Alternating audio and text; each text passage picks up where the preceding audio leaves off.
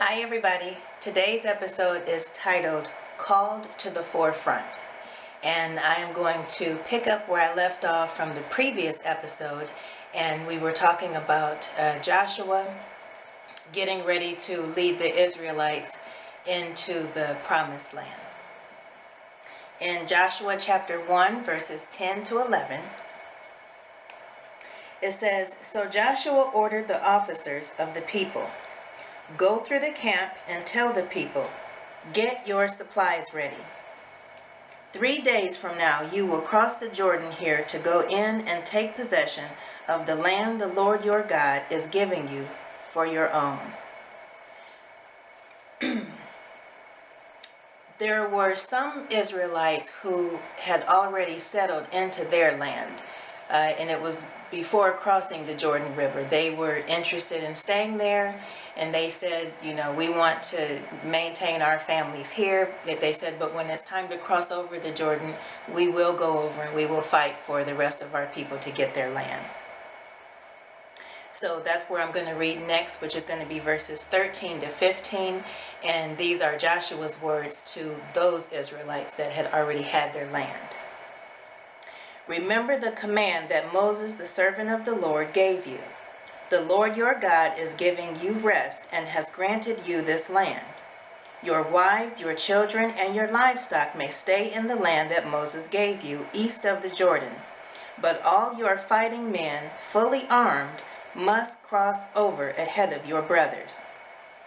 You are to help your brothers until the Lord gives them rest, as he has done for you, and until they too have taken possession of their land that the Lord your God is giving them.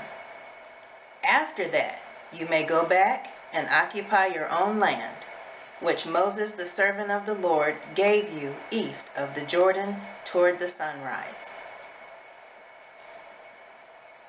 My focus today is going to be on the Israelites that had already had their rest.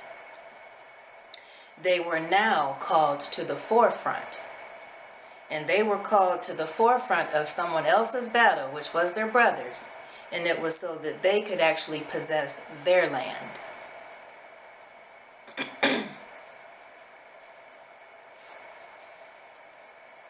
Sometimes in life, we are called to the forefront of someone else's battle.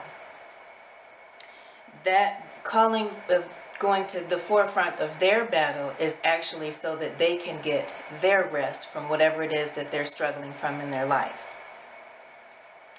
The one thing I want to point out is we are not called to the forefront of a battle that we have not already won in our own lives.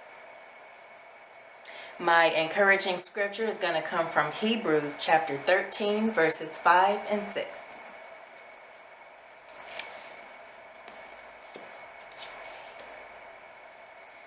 "Keep your lives free from the love of money and be content with what you have, because God has said, 'Never will I leave you, never will I forsake you.' So we say with confidence, 'The Lord is my helper. I will not be afraid. What can man do to me?'"